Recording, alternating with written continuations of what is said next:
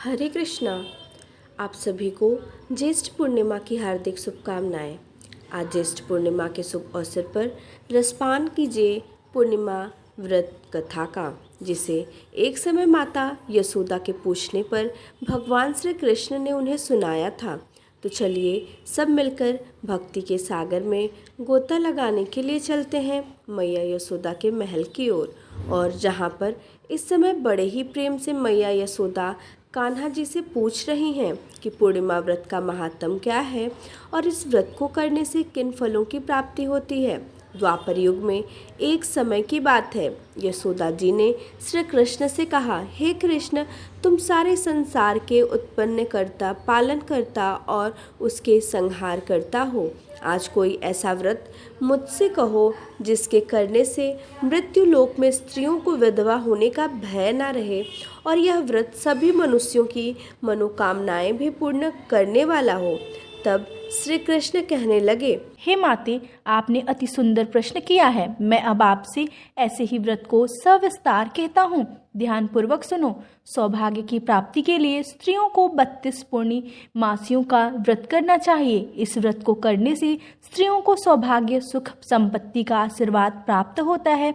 यह व्रत अचल सौभाग्य देने वाला और भगवान शिव के प्रति मनुष्य मात्र की भक्ति को बढ़ाने वाला है। श्री कृष्ण के ऐसे वचन सुनकर मैया यशोदा कहने लगी, हे कृष्ण, सर्वप्रथम इस व्रत को मृत्यु लोक में किसने किया था, इसके विषय में भी सविस्तार मुझे बताओ। तब श्री कृष्ण कहने लगे, हे माते, इस भूमंडल पर एक अत्यंत प्रसिद्ध राजा चंद्र से पाली अनेकों प्रकार के रत्नों से परिपूर्ण कार्तिका नाम की एक नगरी थी। वहां पर धनेश्वर नाम का एक ब्राह्मण अपनी पत्नी के साथ रहा करता था। उसकी पत्नी अति सुशील और रूपवती थी। दोनों ही उस नगरी में बड़े प्रेम के साथ रहते थे। उनके घर में धन धान्य आदि की कोई कमी नहीं थी। उनके जीवन में सब कुछ था, परंतु उनके जीवन में बहुत बड़ा दुख लिखा था। उस दुख का कारण थी उसकी कोई संतान ना होना, जिस कारण वह पति पत्नी अत्यंत दुखी रहा करते थे। एक समय की बात है, एक बड़ा तपस्वी उस नगरी में आया। वह तपस्वी योगी उस ब्राह्मण के घर को छोड़कर अन्य सभी घरों से भिक्षा लाकर भोजन ग्रहण किया करता था, परंतु उसने कभी भी रूपवती से भिक्षा नहीं ली। उस योगी ने एक दिन रूपवती से भिक्षा ना लेकर उसी के पास के किसी घर से भिक्षा ली और नदी किनारे जाकर उस भिक्षा में मिले हुए भोजन को वह प्रेम पूर्वक खा रहा था कि धनेश्वर ने योगी का यह सब कार्य किसी प्रकार से देख लिया। अपनी भिक्षा के अनादर से दुखी होकर धनेश्वर नाम का ब्राह्मण तपस्वी योगी से कहने लगा, हे महात्म, आप सभी घरों से भिक्षा लेते हैं, परंतु मेरे घर की भिक्षा आप कभी नहीं लेते, इसका क्या कारण है? तब तपस्वी ने कहा, निसंतान के घर की भीख पतियों के अन्न के तुल्य होती है, और जो पतियों का अन्न ग्रहण करता है वह खुद भी पतित हो जाता है। क्योंकि तुम निसंतान हो, अतः पतित हो जाने के भय से मैं तुम्हारे घर की भिक्षा नहीं ले सकता। धनेश्वर यह बात सुनकर अपने मन में बड़ा दुखी हुआ और हाथ जोड़कर तपस्वी के पैरों पर गिर पड़ा और बड़े दुखी मन से कहने लगा, हे महाराज, यदि ऐसा है तो आप मुझे पुत्र प्राप्ति का कोई उपाय बतलाइए। आप तो सर्वज्ञ हैं, मुझ पर अवश्य ही यह कृपा कीजिए। धन की किसी प्रकार की सुख संपत्ति की मेरे घर में कोई कमी नहीं, परंतु मैं संतान न होने के कारण अत्यंत दुखी हूँ। आप कृपया मेरे दुख का निवारण कीजिए। आप तो सामर्थ्यवान हैं। ब्राह्मण की यह बात सुनकर वह तपस्वी योगी कहने लगे कि हे ब्राह्मण, तुम देवी चंडी की आराधना करो। घर जाकर तब उस ब्राह्मण ने अपनी स्त्री से सारा वृत्तांत कहा और स्वयं तपस्या करने के लिए वन में चला गया। वन में जाकर उसने देवी चंडी की उपासना और उपवास करना प्रारंभ कर दिया। देवी चंडी ने 16वें दिन उसकी तपस्या से प्रसन्न होकर स्वप्न में उसको दर्शन दिए और कहने लगी, हे धनेश्वरी, जा, तेरे पुत्र होगा, परंतु वह 16 वर्ष की आयु में ही मृत्यु को प्राप्त हो जाएगा। यदि तुम दोनों पति पत्नी मिलकर 32 पूर्णमासियों का व्रत विधि पूर्वक करोगे, तब तुम्हारा पुत्र दीर्घायु हो जाएगा। जितनी तुम्हारी सामर्थ्य हो, आटे के उतने दिए बनाकर भगवान शिव का पूजन करना। पूर्णिमा के दिन प्रातः काल इस स्थान के पास तुम्हें आम का एक वृक्ष दिखाई देगा। उस पर चढ़कर तुम एक फल तोड़कर अपने घर चले जाना और अपनी पत्नी से सारा वृत्तांत कहना। ऋतु स्नान के पश्चात वह स्वच्छ होकर भगवान शिव का ध्यान करके उस फल को ग्रहण कर लेगी। तब उसे भगवान शिव की कृपा से गर्भ ठहर जाएगा। इस प्रकार जब वह ब्राह्मण प्रातःकाल उठा तब उसने उस स्थान के पास आम का एक वृक्ष देखा। स्वप्न में मिले आदेश के अनुसार उस ब्राह्मण ने आम के वृक्ष पर चढ़कर उस फल को तोड़ने का प्रयास किया, परंतु कई बार प्रयास करने के बाद भी वह उस वृक्ष पर चढ़ नहीं पाया। अब तो उस ब्राह्मण को बड़ी चिंता होने लगी। तब वह विघ्न विनाशक भगवान गणेश की वंदना करने लगा कि हे दयानिधे, अपने भक्तों के विघ्नों का नाश करने, उनके मंगल कार्य को करने वाले, दुष्टों का नाश करने वाले, रिद्धि सिद्धि प्रदान करने वाले, हे गणपति भगवान, आप मुझ पर कृपा करके इतना बल दीजिए कि मैं अपने मनोरथ को पूर्ण कर सकूं। इस प्रकार गणेश भगवान से प्रार्थना करने पर उनके आशीर्वाद से धनेश्वर वृक्ष पर चढ़ गया।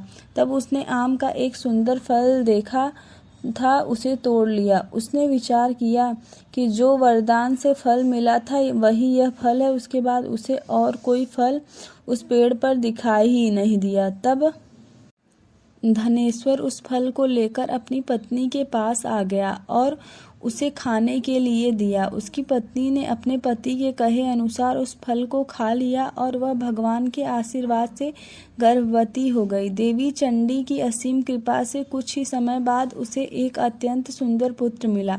पति पत्नी दोनों ने मिलकर पुत्र के जन्म का खूब धूमधाम से उत्सव मनाया।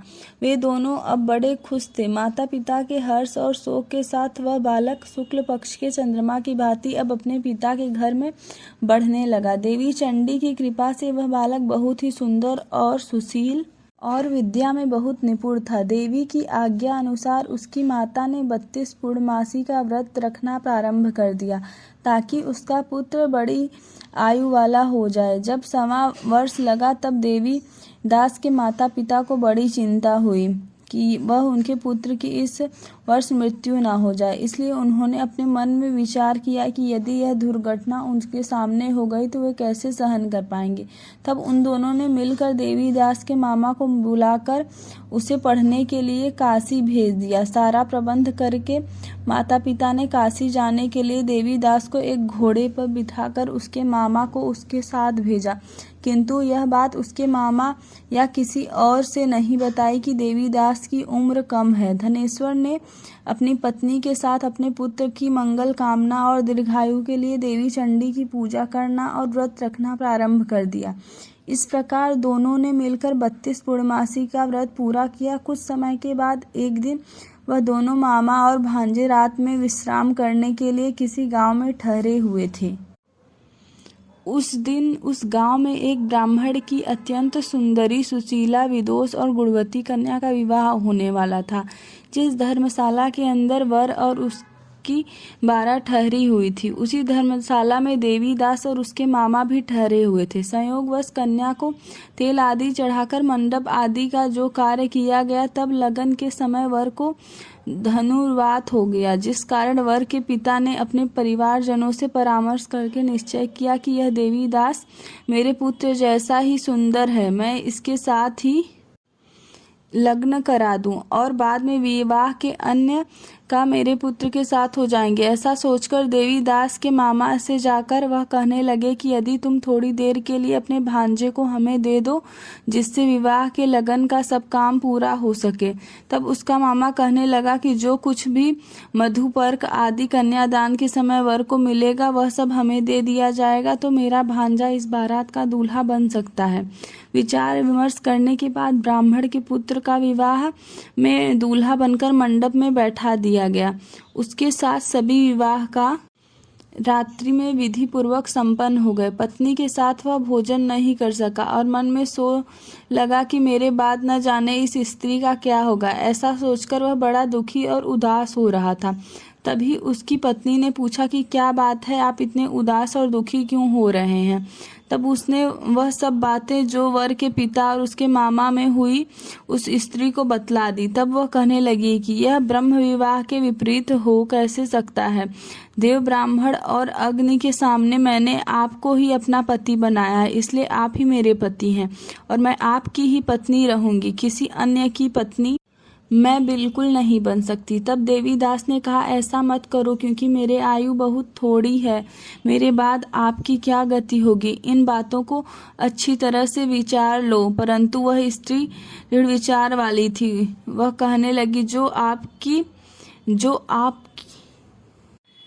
गति होगी वह मेरी भी इसलिए है। स्वामी उठिए और भोजन करिए, आप निश्चय ही भूखे होंगे। इसके बाद देवीदास और उसकी पत्नी दोनों ने मिलकर भोजन किया और शेष में इसी तरह से बातें करते रहे। प्रातःकाल जगने पर देवीदास ने अपनी पत्नी को इन लोगों से जुड़ी हुई एक अंगूठी दी और एक रुमाल दिया और कहने लगे, हे प्रिय, इसे अपने पास रखो और संकेत समझकर स्थिर मन हो जाओ। मेरा मरण और जीवन जानने के लिए तुम्हें एक पुष्प वाटिका बनानी होगी।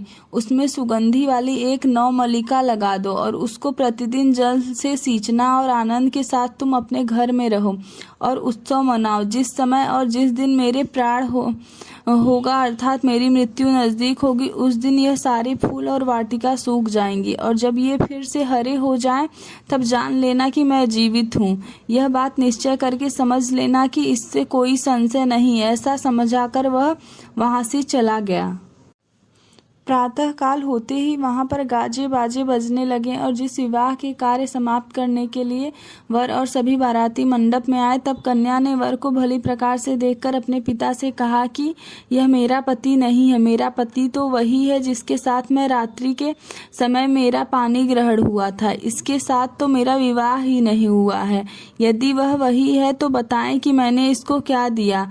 मधुपर्क और कन्यादान के समय जो मैंने भूषण आदि दिए थे उन्हें दिखाएं और रात में मैंने क्या गुप्त बातें कही थी वह सब भी बताएं। तब पिता ने उसके कथन अनुसार वर को बुलाया। कन्या की वह सब बातें सुनकर वह कहने लगा कि मैं इस बारे में कुछ नहीं जानता। इसके पश्चात लज्जित होकर वह वहां पर अपना समूह लेकर वहां से चला गया और सारी बारात भी अपमानित होकर वहां से लौट गई। तब भगवान कृष्ण कहने लगे, मैया, इस प्रकार देवीदास काशी विद्या अध्ययन करने के लिए चला गया।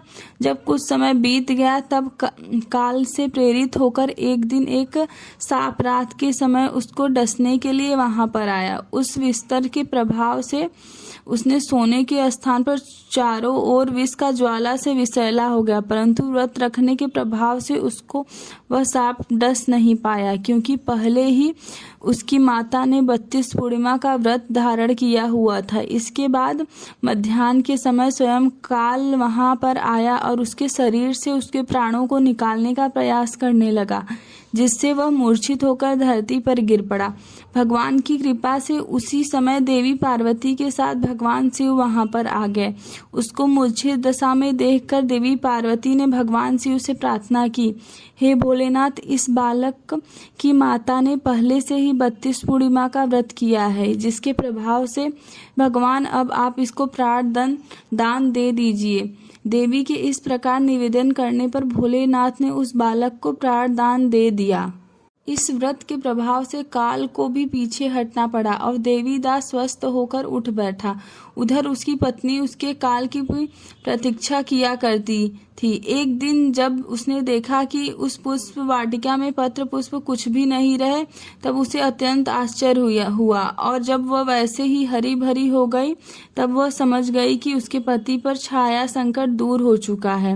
वह बड़े प्रसन्न मन से अपने पिता के पास जाकर कहने लगी कि पिताजी, मेरे पति जीवित हैं, अब आप उनको ढूंढिए। जब 1.25 वर्ष बीत गया तब देवीदास भी अपने मामा के साथ काशी चल दिया। इधर उसके ससुर उसको ढूंढने के लिए अपने घर से जाने ही वाले थे कि वे दोनों मामा भांजे ठीक वहीं पर आ गए।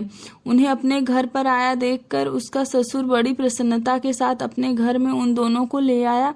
उस समय नगर के निवासी भी वहां इकट्ठे हो गए और सभी ने निश्चय किया कि अवश्य ही इस बालक के साथ इस कन्या का विवाह हुआ था। उस बालक को जब कन्या ने देखा तो पहचान लिया और कहने लगी कि यह तो वही है जो संकेत करके गए थे। इसके पश्चात सभी कहने लगे कि भला हुआ जो यह वापस आ गया, और तब सभी नगरवासियों ने मिलकर आनंद मनाया। कुछ दिन अपनी ससुराल में रहने के बाद देवीदास अपनी पत्नी और मामा के साथ ढेर सारे धन और उपहार के साथ अपने घर के लिए चलने लगे। जब वे सब मिलकर अपने गांव के निकट आ गए तब कई लोगों ने उन्हें देखकर उनके माता पिता को पहले ही जाकर सूचना दे दी कि तुम्हारा पुत्र अपनी पत्नी और मामा के साथ वापस आ गया है। ऐसा समाचार सुनकर माता पिता को पहले ही तो विश्वास नहीं हुआ। जब उन्होंने खुद जाकर देखा तो उन्हें बड़ा आश्चर्य हुआ, और तब देवीदास ने अपनी पत्नी के साथ अपने माता पिता के चरण छूकर उनका आशीर्वाद प्राप्त किया। तब माता पिता ने इस चमत्कार को देखकर अपने घर पर बहुत सारे ब्राह्मणों को बुलाकर उन्हें यथासंभव दान दक्षिणा उपहार में देकर उन्हें प्रसन्न किया और उनका आशीर्वाद प्राप्त किया। भगवान कृष्ण कहने लगे कि हे माते, इस प्रकार धनेश्वर 32 पूर्णिमा के व्रत के प्रभाव से पुत्रवान हो गया। जो भी स्त्रियां इस व्रत को रख वे जन्म जन्मांतर में व्यधन हो दुख नहीं भोगी और सदैव सौभाग्यवती बनी रहती हैं। यह मेरा वचन है और इसमें कोई संदेह नहीं मानना। यह व्रत पुत्र पत्रों को देने वाला और संपूर्ण मनोकामना हो को पूर्ण करने वाला है। 32 पूर्णमासों के व्रत करने से वृत्ति की सारी इच्छाएं भगवान की कृपा से पूर्ण हो जाती हैं। कथा समाप्त। प्रेम से बोलिए श्री कृष्ण भगवान की जय। कथा को अंत तक सुनने के लिए आप सबका बहुत बहुत धन्यवाद। जय श्री कृष्ण।